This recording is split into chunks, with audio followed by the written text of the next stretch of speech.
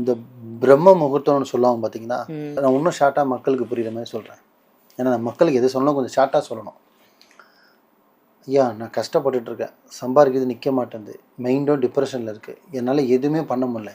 பண்ணணும்னு நெனைக்கிறேன், செய்ய முடியல. செய்யணும்னு நெனைக்கிறேன், என்னால பண்ண முடியல. எவ்வளவோ சாமி கும்பிட்றேன். எவ்வளவோ தெய்வ வழிபாடு பண்றேன்.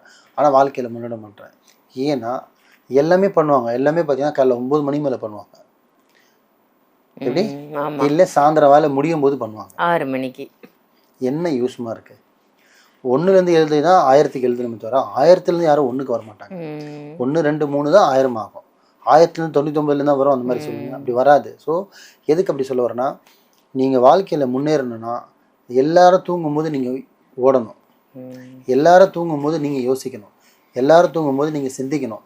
எல்லாரும் தூங்கும்போது நீங்க தெய்வத்த ஆற்றல் பண்ணணும். அப்போ நீங்க எல்லாரும் தூங்கும்போது பிரபஞ்சத்தோட நீங்க கனெக்ட் ஆகணும். அதுதான் பிரம்ம முகூர்த்தம்.